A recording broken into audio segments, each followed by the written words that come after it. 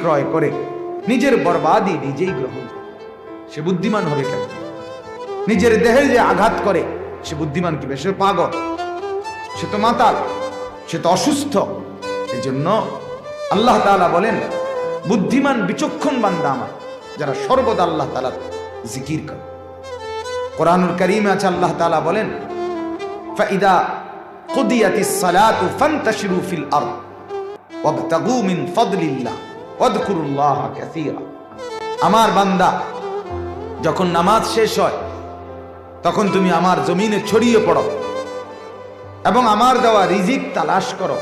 যার যেখানে কর্ম সেখানে যাও, চাকরি, ব্যবসা, ক্ষেত খামার, অটো, সিএনজি, মাইক্রো, দোকান পাট, মিল, ফ্যাক্টরি, কারখানা, মা বোনরা তাদের রান্নাঘর, চুলা, যেখানেই যাওয়ার যাও, তবে ওয়াযকুরুল্লাহা কাসীরান, আমি আল্লাহ তাআলার জিকির বেশি বেশি করি।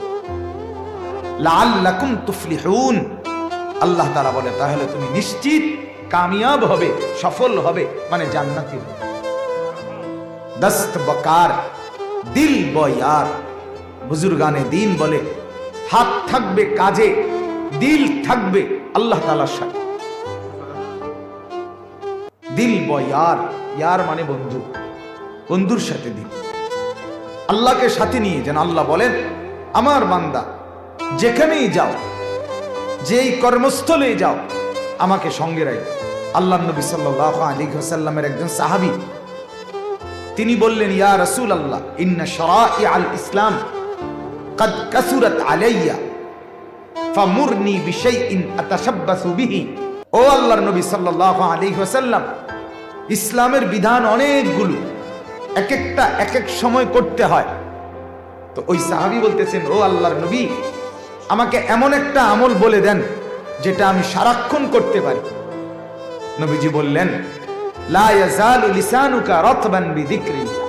সারাক্ষণ করার মতো আমল হলো এই, তুমি তোমার এই জিহ্বা সারাক্ষণ আল্লাহ তাআলার জিকির দিয়ে ভিজায় রাখো। এই যে সারাক্ষণ। নবীজি সাল্লাল্লাহু আলাইহি সাল্লামের চাচাতো বোন উম্মে হানি বিনতে আবি তালেব রাদিয়াল্লাহু তাআলা আনহু, যার ঘর থেকে শোয়া অবস্থায় নবীজি মেরাজে গেছিলেন। জিবরীল আলাইহিস সালাম মেরাজের রাত্রিতে নবীজিকে উঠে নিয়ে গেছিলেন যে ঘর থেকে, খানায়ে কাবার কাছে। এই ঘরে শোয়া ছিলেন তিনি, উম্মে হানির ঘরে। এই উম্মে হানি নবীজির আপন চাচাতো বোন, নবীজির সাহাবী মহিলা। তিনি একদিন বললেন, ইয়া রাসূল